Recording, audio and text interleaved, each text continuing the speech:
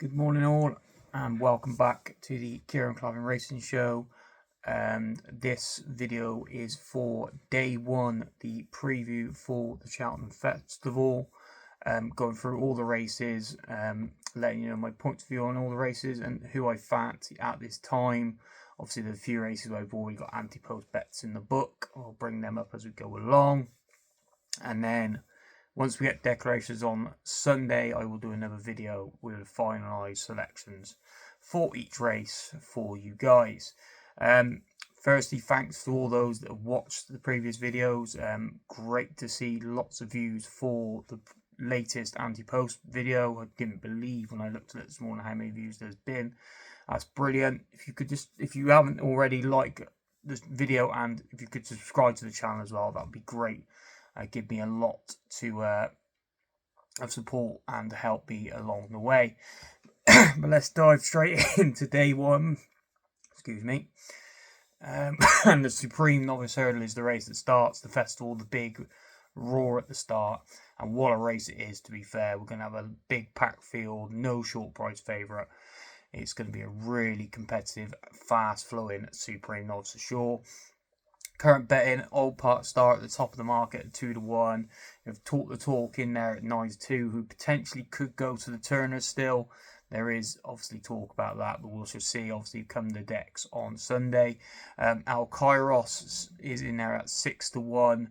Mighty Park 4-1. I missed him out. Sorry, he's again could either go here or for the Turners. And then you have My Daddy Paddy at 10-1. It's 14-1 bar. Starting with the favourite, Old Park Star, really impressive this year, 3 from 3, decent winner at Kempton to start with, then was very, very impressive, winning by 12 lengths at Cheltenham, being Glance at Midnight, who obviously ties in with the form with a couple of horses in this race, and then went to Haydock and won even more impressively, beating Harrican Pat that day. And clearly, when Henderson has a good one, they normally seem to do really well in this race. He's currently, like I said, he's currently best priced 2-1, and I could put anybody off if you want to get involved. You're on a bigger prices, fair play to you. But he looks like he is definitely the one to beat. Talk the Talk next in the betting. He obviously, like I said, he could potentially go to the Turners. He's 3 from 4. Decent wins at Limerick. He won a grade 3 at Fairyhouse before looking like all over the winner at Leopardstown at Christmas when he came down, leaving Skylar Hustle to go and win that race. He made amends for it though at the DRF, coming from a long way back to pick up Ballyfad and King Rascal Grey late on. Very, very impressive to win that. I can see why they're considering going up in trip with him, because it looks like he could need a trip in time. But we should see. If he comes here, he definitely won't have any issues getting up the hill, that's for sure. And if he's within a couple of lengths coming to the last, he's definitely going to stay on up the hill for definite. Al Kairos is a definite enigma. He's got bundles of talent. Obviously, everybody saw what he did last year in, what was he, 5th in the champion bumper before going to Punchestown and blowing his bumper chances when he literally, David Maxwell couldn't control him. He ended up nearly in the grandstand. Since his move to Gordon Elliott from the dispersal sales, looked hell of a like he was going to absolutely bolt up on his maiden hurdle at Christmas time before coming down after the last, stumbled after the last and came down. He's gone to an easy enough maiden up at Furless next time, being Rock Dino, 3-1. I wouldn't be backing him though. I think I've just got concerns about his jumping. I know he's got a hell of an engine underneath there. There's no question of that. But this isn't a flat race. He's got to jump hurdles, and I just think he's prone to a mistake. And I just think that he's willing to take him on. I know he's 6-1. You could probably go mug each way. Probably wouldn't see him out of the 3. But is he going to win the race? You never know. He's definitely prone to a mistake. Mighty Park, 1 win at Fairyhouse, beating Rock Dino again, who obviously ties in with Al Kairos. Rock Dino has been 3 lengths by Al Kairos. Mighty Park being 38 lengths at Fairyhouse. Make of that what you will. I just think that Mighty Park, this is a big talk, and also think he's the next Forheen, and it's just massive talk about him. But I couldn't get serious and wanting to back him until I knew he was definitely coming here. I just think one run is the experience going to be a factor with him. The big occasion at Cheltenham, first race, big crowd, could quite get to him. I think 4-1's a bit skimpy as well. My Daddy Paddy, now this was all the rage, this horse. He was favourite before Christmas. Everybody fancied him. Won really nicely at Carlisle and at Haydock. Couldn't fault him at all. Then went to the Formby and was, in my eyes, put in his place by Idaho's Son. I don't think, even with the hurdles out, I don't think he would have beat Idaho's Son. That's just my personal opinion.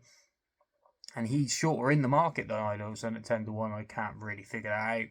And which is a great interlude because it goes on to my first anti-post bet in this episode, and it is Idaho's Son, like I've already put up on Monday's preview, the last video I done on Monday.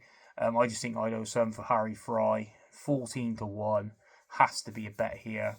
It's 3 from 3. The other hurdles, he ran in the champion bumper last year. I think he was finishing 6th, literally just behind Al Kairos. He's won at Fontwell and Bangor in pretty easy races, won easy enough fashion, but then went on to win the Formby. Like I said, beating My Daddy Paddy, beating fair and square, to be honest. And going back to the form line between him and Old Park Star, he beat Glance at Midnight on the Formby by 28 lengths. I know obviously hurdles omitted and everything else like that. Old Park Star only beat Glance at Midnight by 12 lengths at Cheltenham. So make of that what you will. That was a graded race as well. So I just think he is far too big and probably being overlooked at 14-1. So he will be my selection for the Supreme at this current stage. And I'll probably stick to that. Harry Fry is very confident in. And we'll go with that. We then move on to the Arkle, where this could be, again, another brilliant race if they all turn up. Lalamba 7-4, Kopek de Board 7-4, Cargeese 5-1, Romeo Coolio 5-1, and it's 14-1 bar. Lalamba 3 from 3, decent winner at Exeter. Then he won the Henry VIII at Sandown before winning the Game Spirit at Newbury, beating the older horses. Very, very impressive. Is this his trip? He's going to need a trip in time, but he may get away with it. Drying ground, is that going to help him? Probably not. He probably wants a bit of a stiffer test if he's going to obviously want the trip. But at 7-4, will I be backing at 7-4?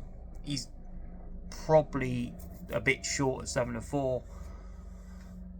But now the market's, would I be backing at 7-4? Probably not. I probably would not back him at 7-4 currently.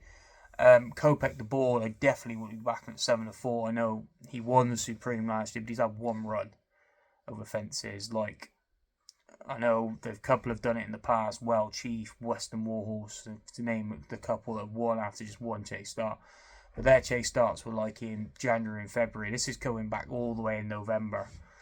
Now, for me, you can have as many schooling sessions / racecourse gallops after the racing and all this, that and t'other, and beating horses left. That's fair enough, but it's not an actual race. This is going to be some race. He's a hothead as well.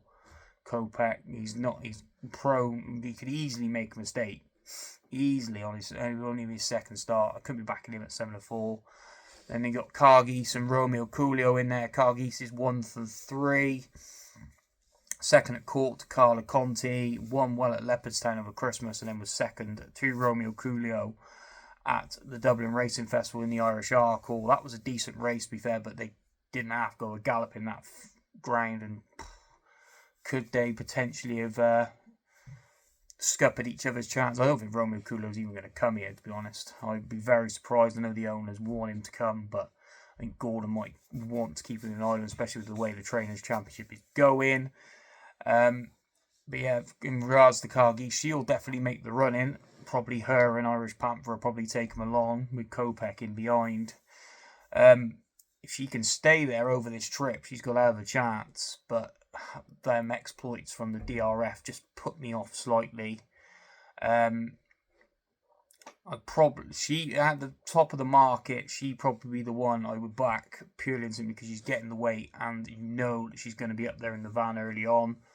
She's won the county hurdle around the course as well. I just think with this 1 mile 7, she's an absolute tearaway. It will definitely suit her. So from the top of the market, she'd be the one. Romeo Coolio, what can you say? He's won 4 out of 4. He's won at Downroy. He's won the Drimmoor. He's won the Leopardstown over Christmas, and he obviously won the Irish Arkle as well. Nothing wrong with that whatsoever. He's the same as Lalamba though. He needs a trip, I think. I think 2.5 is probably his best trip. Obviously, there's no 2.5 race in here now. Obviously, it's now a handicap. Will he come here? Will he be saved for Fairy House? We shall see. But I think if the owners get their way, he will be coming. But I think he will definitely be one staying on at the end. Whether he can get there is another factor. So from the top of the market, I probably would say Cargeese at the present juncture. Well, the one I like further down is from the Sam Thomas stable, and it's Steel Ally, who's done nothing wrong this year. 3 from 3, won at Carlisle, won at Ascot after that, which was a graded race. And won at Ascot, the 3rd, the 4th, and the 5th have all come out and won since that. 2 of them have won graded races, no questions asked, at Windsor, and Jacks Jr. this weekend just gone at Kempton. And then Steel Ally went on and won the Kingmaker last time out at Warwick. I know he beat Mirabad, sorry. Obviously, he hasn't advertised the form by getting beat at Long Odds On a couple of days ago. And Mambo number 5 didn't really travel in this race, but Steel Ally is so good. He jumps his fences very, very well. And at 14 to 1, I think he's a bit of a player. He's far too big at 14 to 1 for me. So it's probably, for me, it'd be Cargeese and Steel Ally at this current juncture against the field. The Threadwinter, the 3rd race, very strange that the Threadwinter's in here. Normally going on to the Ultima now, but that's that. Saratoga 5 to 1, Winston Jr. 6 to 1 with Manlaga. Salmon Davari, if she comes here, is 8 to 1 along with Munsif, and it's 10 to 1 Bar.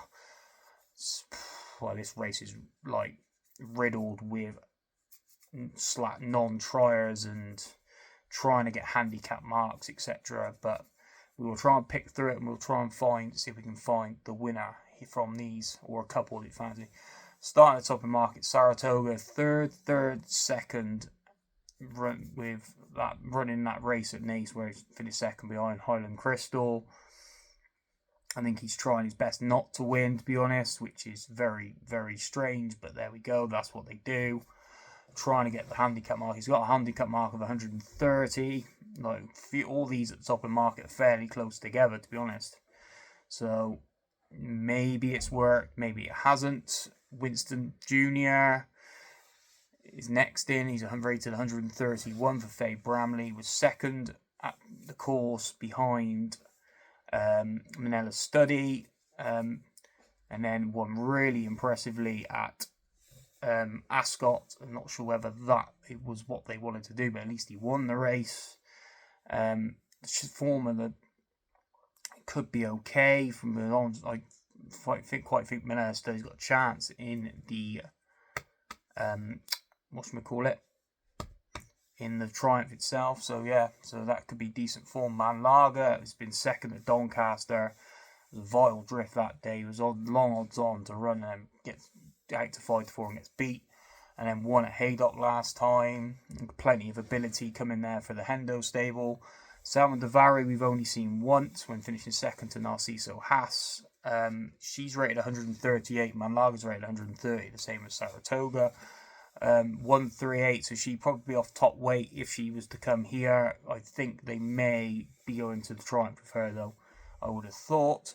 And then Munsif is in here off 126. Now he's finished 3rd, 5th and 3rd for Charles Burns. The last 3rd being in that race at Nice where I think he was beaten 6 lengths by Saratoga. So that's why there's 126 plays 130. He's definitely been the one that's been hiding away and trying to get this mark sorted. And he's done that with 126. He's the lowest of the lot. Potentially 8 to 1. He could be the bet. I know a few people that are on at decent prices on him. The 2 I've got for them are bigger prices that I fancy. One I've already put up anti-post is Dignum for the Joseph O'Brien stable. Joseph O'Brien's won the last 2 renewals of this with put your hands together and lark in the morning. 3 out of 4 this horse won at Newton Abbot, Uttoxeter and Cartmel before finishing 4th in a grade 1 at O'Toy. No disrespect to that, he gets 1-3-1, and I think there's more to come from this horse. Paul Byrne owns it. I'm assured if they fancy it, it will be gambled, and it's 16-1. I'm on anti-post for this horse. And the other one is a bit of a flyer, but I can kid you not, this horse I think got decent form in the book. Is Quinto do Logo at 33-1 for Jessica Harrington. He won at Cork and Punchestown before finishing 6th to Narciso Haas over Christmas, and then was 3rd behind Proactive, who is now favourite for the Triumph Hurdle. But I think that form is strong, and rated 128. He's won races, and he's rated and he's 33-1. I couldn't put anybody off having a couple of quid each way on Quinto de Lago. We'll see if he's entered up on Sunday. We then move over to the 4th race, the Ultima. Now in its new spot, rather than being 3rd, it's 4th. First handicap over the fences, and Jaguar is favourite here at 9-2, Iroko 6-1, Handstands 10-1, with Mayatown and Wendigo it's 12-1 bar. I'm not going to talk about Wendigo because I believe that he is going for the Brown Advisory, even though he's in here at 10-1. Guerrero and Green all have the strong hand here though. Jaguar and Iroko at the top of the betting. Jaguar of 152, won the plate last year, was 3rd in the December Gold Cup before finishing 2nd on Trials Day. First try at 3 miles. Potentially they've put Iroko in here so the Jaguar gets a decent weight. To be honest, I wouldn't be backing him. I think he's soft in a finish. Like, I know he won the plate last year and got the better of the Company Sergeant, but I think the Company Sergeant is just as bad in a finish, to be honest. But they were both really well handicapped that day in the plate, so that's why they finished so far clear. I think Jaguar, he's going to need every yard, but how he didn't beat Donecker, I know I backed Donecker on Trials Day, but how he didn't beat Donecker, I don't know. So I'll be taking him on. He should be winning this, but I just think he will find 1-2 good. Iroko. Now this horse is interesting, the fact that he's coming here. He could have run at Kelso over the weekend and then been saved for the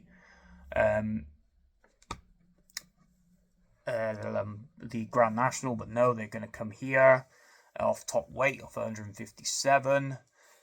He's got decent form in the book, to be fair. He was 2nd in a graduation chase to the Jukebox Man, who obviously went on to win the King George. That's fairly strong form. And then he won at Ascot when everybody didn't think he was going to win, and he beat Firefox that day. Now Firefox has gone on to finish 4th in the Irish Gold Cup next time up, so that form looks fairly decent as well. Night off 157, potentially he's probably the better one of the two of Jaguar and Iroko, if I'm honest. He's got to only give £5 to Jaguar as well, and he will stay. So if I had to pick out the two of them, it would be Iroko for me. Next in is Handstands off 155 for Ben Paulin, comes here.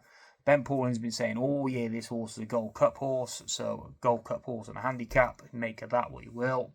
He could be thrown in. He's 2nd to Resplendent Grey at Carlisle before finishing a disappointing 4th when they really fancied him for the Betfair Chase behind Great Dawning. Has had wind surgery since then and was finishing 3rd to Protect a Rat in the Florida Lease at Windsor. Could I back him? I know Ben Paulin's fairly bullish about him, but he's had his issues. He's coming into a handicap. He's got a lot of weight to carry. I'd be swaying this, to be honest. I don't fancy him at all. And then next is Mayatown in the betting. He is last year's winner. Won this off 127 last year. He's now rated £15 higher off 142. And he's done absolutely nothing this year. If he goes and wins this, fair enough to him, but I could not be having a penny on him. He fell in the Hennessy. He was in 4th at Haydock, and then he was pulled up in Haydock in the Grand National trial. He's got absolute rank form coming into this. No way you could be backing him off the back of that. At least he had better form last year coming into this off 127. No way. The two for me in this race, firstly, the anti-post selection that I put up at 50 to 1 is Booster Bob for the Murphy stable. Now, I hear Resplendent Grey potentially could be coming here as well, so we may not get Bowen. Hopefully, we can find a decent replacement, because this horse is going to need plenty of help from the saddle, should we say, especially the way he won at Newbury 3 starts ago when he came from the absolute clouds to win that day. He's won at Newbury this year, start of the season in November, won really nicely that day, and then came to Trials Day over 2 miles, 5 furlongs, that same race that Jaguar was in. He finished 5th that day, staying on 5th. He definitely needs further, and he will stay further, and I think 50 to 1 was far too overpriced. He's now down to 40 to 1, and in some places 25 to 1 in some places.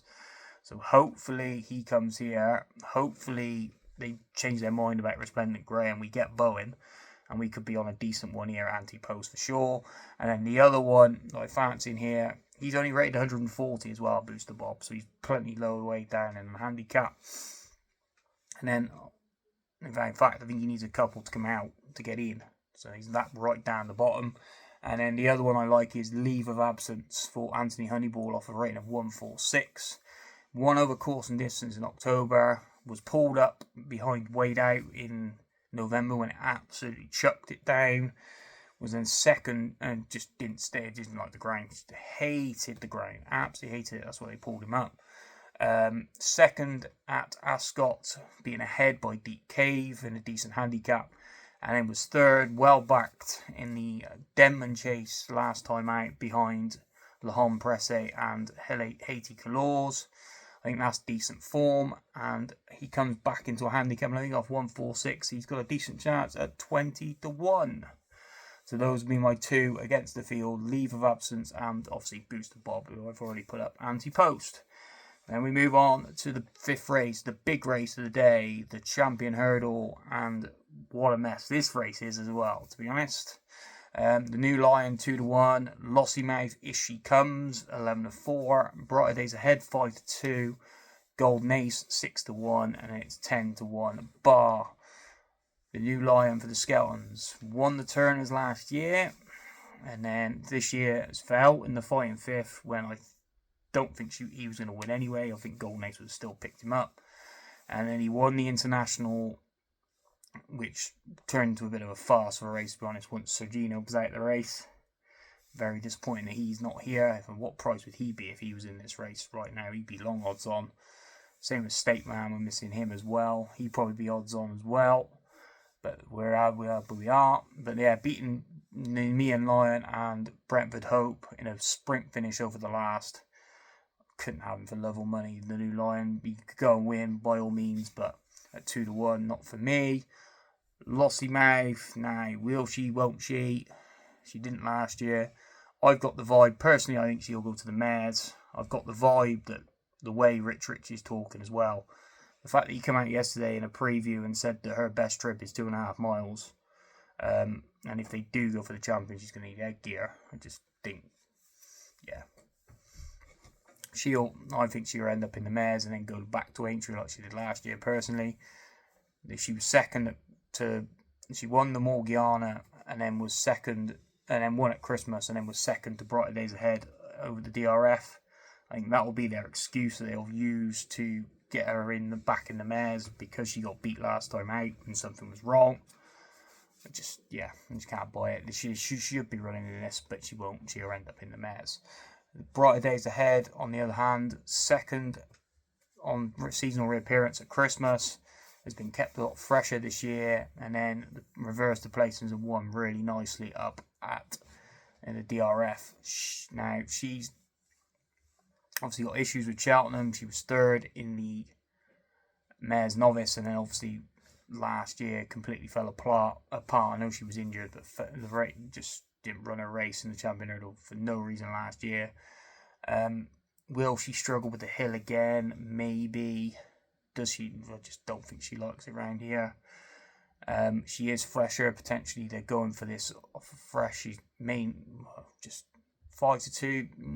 Too short. In the end, I came down on, I've already put her up anti-post, the reliable one, which is Golden Ace. Last year's winner.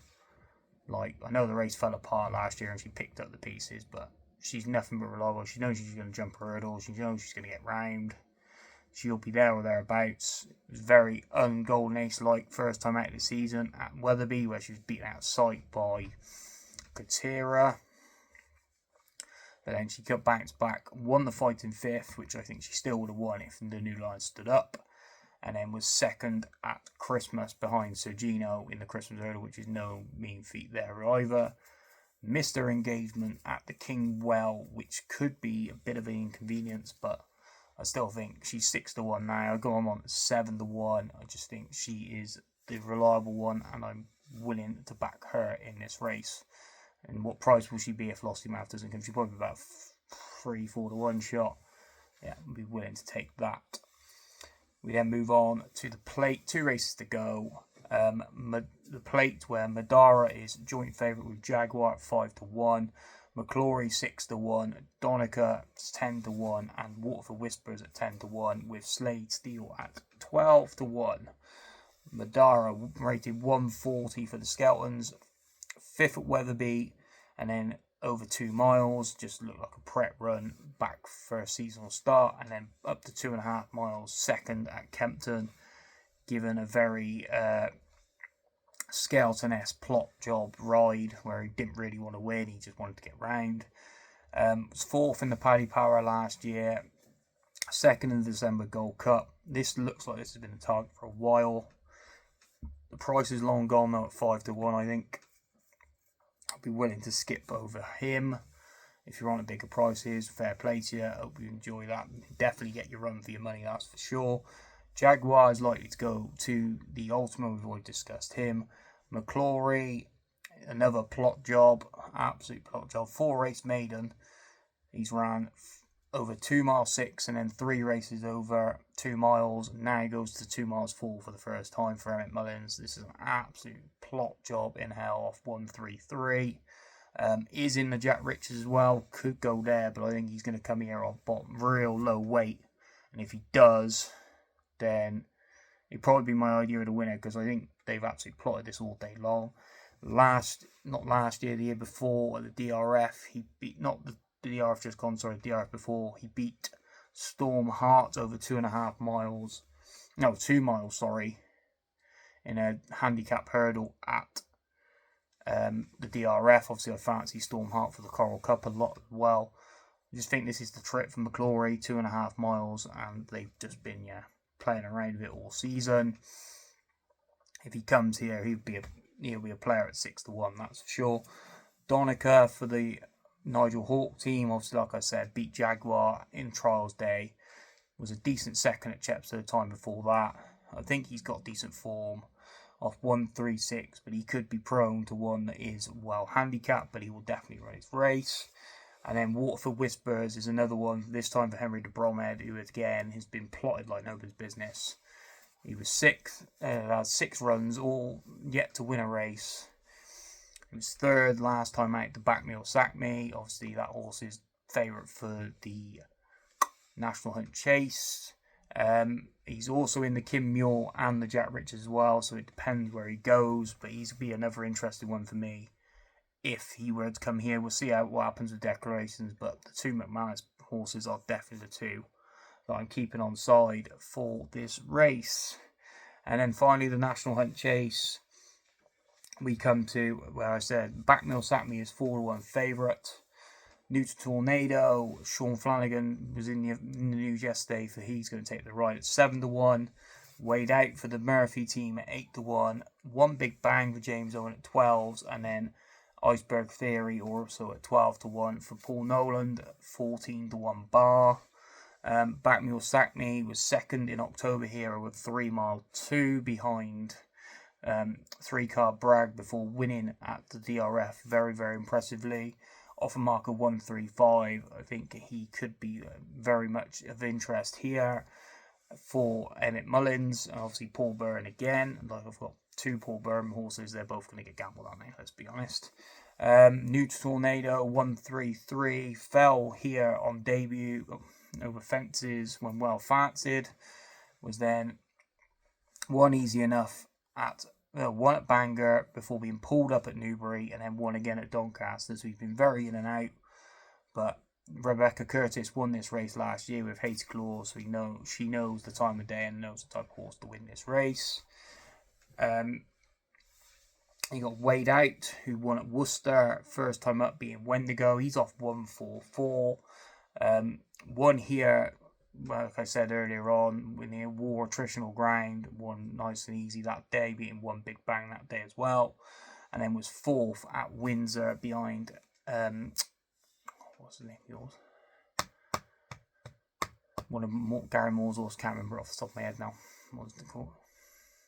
But yeah, Salva, that was it. Salva, fourth behind Salva at Windsor. Very eye-catching run. Sean Bowen came there on the outside and then kind of faded away and then went again. But yeah, he could be well off 144. The handicapper hasn't lost him for sure, that's for sure. But he's in here and he will stay all day. Definitely worth maybe a second look, especially with Sean on board as well. And then One Big Bang is next in the next second here. Like I said, two Wade Out. He's then one at Southall before finishing second again at Doncaster next time. James Owen, interesting runner. Like I said, course form is key. Iceberg Theory, though, I think this horse could be interesting. If I don't back me or sack me, I will definitely be having some each way on Iceberg Theory. Was second at Wexford before winning at Limerick and then at Cork. Now the race at Cork, he won, beat O'Toole, who'd gone on to win a decent handicap over the weekend on Monday at, I can't remember where it was that now, I want to say Leopardstown.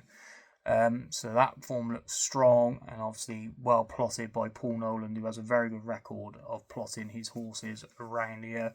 Obviously won the Kim Muir last year with Daily Present. So that's all the races covered for the first day. I hope you all enjoyed the video. Please like and subscribe to the channel, and I will do day 2 a bit later on. But thanks for listening, guys, and have a good day.